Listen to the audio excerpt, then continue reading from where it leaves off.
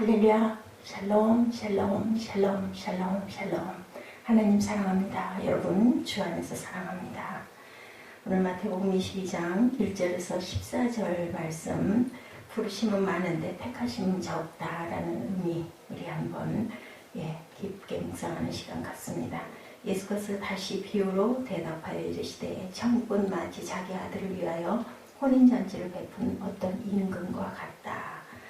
그 종들을 보내어 그 청한 사람들을 혼인잔치에 오라 하였더니 오기를 싫어하거늘 다시 다른 종들을 보내어 이르되 청한 사람들에게 이르기를 내가 오찬을 준비하되 나의 소와 살찐 짐승을 잡고 모든 것을 갖추었으니 혼인잔치에 오소서 하라 하였더니 그들이 돌아보지도 않고 한 사람은 자기 밭으로 한 사람은 자기 사업하러 가고 그 남은 자들은 종들을 잡아 모욕하고 죽였다라고 이렇게 나타나죠. 우리가 성경에 너희 부르심과 택하심을 굳게 하라. 베드로후서 1장 10절에 말씀이 있습니다. 부르심과 택하심이 같은 것 같은데 사실은 엄밀하게 따져보면 부르심을 받고도 택하심을 못 받을 수도 있다라는 의미일 수도 있습니다. 그러므로 부르심을 받더라도 택하심까지 우리가 확실하게 가야겠다. 청함을 받아도 택함까지 확실히 받아야 한다는 그러한 말씀이죠. 왜냐하면 청함을 받은 사람은 많지만 택함 받은 사람은 적다고 오늘 14절에 그렇게 증거하고 있습니다. 청함을 받은 자는 많되 택함을 받은 자는 적으니라 성경에 나타나 있습니다. 그러므로 우리가 확실하게 택함을 받는 저와 여러분이 되시기를 주님의 이름으로 축복합니다. 부르심과 택하심의 차이, 예복의 차이로 한번 봅니다. 부르심과 택하심, 베드로서 1장 10절에 청함과 택함이란 말과 원어로 같은 의미를 갖고 있습니다. 마태복음 20장 14절에 청함을 받은 자는 많되 택함을 입은 자는 적다라고 얘기하죠. 그런데 베드로서 1장 10절에 너희 부르심과 택하심을 굳게 하라. 불러서 택함을 온전하게 받으라는 뜻과 동일한 의미를 갖고 있습니다. 그런데 부름과 택함은 다르다라는 거죠. 특별히 선택받은 사람들, 마태복음 22장에서 혼인잔치에 임금은 많은 사람들을 청하고 불렀습니다. 그 사람들이 오기를 거절하자 사거리에 가서 만나는 사람을 아무나 부르죠. 그래서 혼인잔치 손님이 가득하게 됐다. 22장 10절입니다. 그러나 이들은 모두 청함을 받았지 택함, 선택을 받은 사람은 아직 아니었다. 그 중에서 예복을 입지 않은 사람은 쫓겨나가죠. 그 비유를 마치면서 예수님은 말씀하죠. 청함을 받은 자는 많되 택함을 입은 자는 적다. 청함과 택함 사이의 차이는 흰옷의 유무, 흰옷을 입은 자와 입지 않은 자, 구원을 받은 자와 받지 않은 자이겠죠. 11절에 어두운 바깥으로 쫓아내라고 말씀합니다. 임금이 손님들을 보러 들어올세 거기서 예복을 입지 않은 한 사람을 보고 친구여 어찌하여 예복을 입지 않고 여기 들어왔느냐 하니 그가 아무 말도 못하거늘 임금이 사원들에게 말하되 손발을 묶고 바깥 어두운 데에 넣든지라. 거기서 슬피 울며 이를 갈게 되리라. 구원받지 못한 거죠. 어둠들에게 쫓기는 것은 천국에 들어가지 못하는 자를 말씀하고 있습니다. 예복을 입지 않은 사람이 쫓겨가는 이야기는 어찌하여 예복을 입지 않고 임금이 불러서 쫓아내라고 합니다. 예복은 예수 믿는 것, 어쩌면 구원받는 것, 천국과 지옥이 나뉘는 관건을 믿음으로 해석하는 설교를 우리가 참 자주 하고 자주 듣습니다. 그런데 교리적 바탕으로 보면 그렇지만 본문에 대한 주석적 결론은 조금 다르죠. 천국은 아무나 갈 수 있는 곳이지만 결코 아무렇게나 갈 수 있는 것은 아니다. 천국은 아무나 갈 수 있는 것도 아닙니다.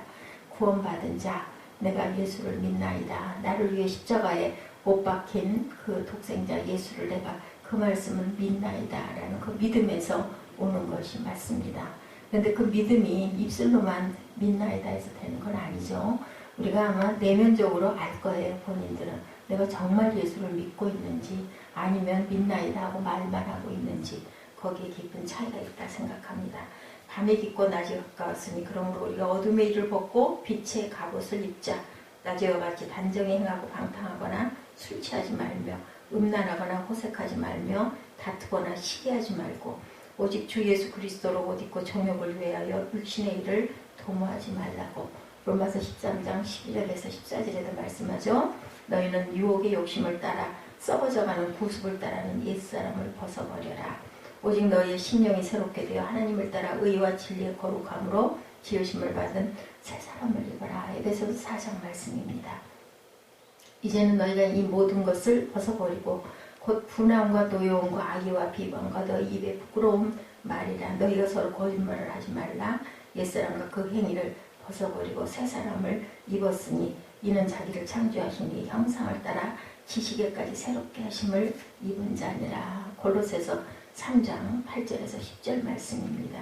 또 3장 12절에 그러므로 너희는 하나님을 택하사 거룩하고 사랑받는 자처럼 긍휼과 자비와 겸손과 온유와 오래 참을 옷 입으라고 골로새서 3장 12절에도 이렇게 말씀하죠. 그리고 계시록 7장 14절입니다. 내가 말하기를 내 주여 당신이 아시나이다 하니 그가 나에게 이르되 이는 큰 환난에서 나오는 자들인데 어린 양의 피에 그 옷을 찢어 희게 하였느니라. 그에게 빛나고 깨끗한 세마포 옷을 입도록 허락하였으니 이 세마포 옷은 성도들의 옳은 행실이로다.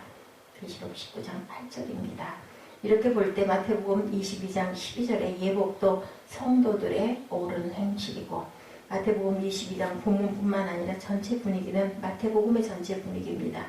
마가, 누가, 요한복음이 비교해 볼 때 성도들의 행위를 강조하고 있는 부분도 우리가 알 수가 있죠.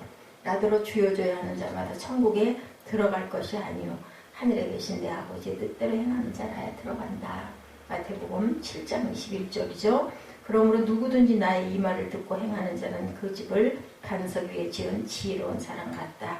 나의 이 말을 듣고 행하지 아니하는 자는 그 집을 모래 위에 지은 어리석은 사람 같다. 쓰러져 버리죠. 이에 의인들이 대답하여 이르되 주여 우리가 어느 때까지 25장 35절에서 37절에도 의인들은 위에 6가지에 대변되는 순종의 살 행위를 한 자들이다. 이렇게도 우리가 해석할 수가 있습니다. 교회는 부르심을 받은 자들이 아니라 택하심을 받은 자들이다. 헬라어로 에클레시아이죠. 교회는 베드로서 1장 10절에도 마태복음 22장 10절에도 계시록 17장 10절에도 구절을 볼 때 부르심을 받은 자가 아니라 하나님의 택하심, 빼내심을 받은 자들, 에클레토이 이렇게 해석, 원어적인 해석입니다.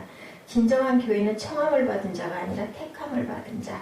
헬라어로 교회는 에클레시아가 아니라 클레시아가 아니라 에클레시아니까. 다시 말해서 오늘의 지상교회 안에는 많은 청함을 받은 사람들, 부르심을 받은 사람들이 있지만 그 중에서도 오직 택함을 받은 사람들만 하나님이 인정하시는 진정한 교회, 천국잔치에 참여할 수 있는 자들이다. 그들의 차이는 예복의 유무라고 우리가 설명했는데 그가 이와 비슷하게 두루마리를 빠는 자라는 표현도 또한 나타나죠. 목욕하는 겁니다. 두루마기를 빤다는 것은 성에 들어가는 자는 예복을 입어야 되고 다른 곳에 보면 흰 두루마기를 빨아라, 세탁해라, 세례받아라 이런 뜻이요. 우리가 생명나무에 나아가 문들을 통하여 성에 들어갈 권세를 얻으려 함이로다. 계시록 22장 14절에도 그래서 두루마기 옷을 빤다는 뜻은 한 번 두루마기를 받았는데 그 옷을 입고 다니다 보면 더러워진다라는 거죠. 그래서 그 두루마기를 빤 사람만 성에 들어간다. 두루마기 빨기와 비슷하게 예수께서 베드로에게 예수께서 가라사대 이미 목욕한 자는 발밖에 씻을 필요가 없느니라. 온몸이 깨끗하다. 너희가 깨끗하나 다는 아니니라. 가룟 유다를 가리켰습니다. 이미 목욕한 자도 발을 늘 씻어야 하는데 회개하는 삶을 살아야 된다. 그것이 자기 두루마기를 빠는 것이다. 그것이 흰 예복을 준비하는 것이라는 겁니다. 교회 중에 전체는 청함을 받은 자로 볼 수가 있는데 그 중에 택함을 받은 사람만 천국 자체에 확실하게 들어갈 수 있다. 자기 두루마기를 빨지 못하면 탈락할 수도 있다는 거죠. 어떻게 보면. 그래서 우리는 늘 회개하고 예배, 교회 생활을 열심히 해야 된다. 그래서 영생의 천국에 들어가는 날까지 택함을 받도록 우리가 해야 된다는 거죠. 그 택하심을 받는 길은 예복을 입는 길이고 또는 자기 두루마기를 빠는 길이고 예복이나 두루마기는 성도들의 행심과 또한 관련이 있고 진정한 믿음의 사람은 순종의 걸음, 자연스럽게 뒤따르는 그 걸음을 걸어야 된다. 예수 믿습니다 하고 교회 나와 앉아가지고 다른 생각하고 있고 그냥 의식적으로 왔다 갔다 하는 건 아무 소용이 없다.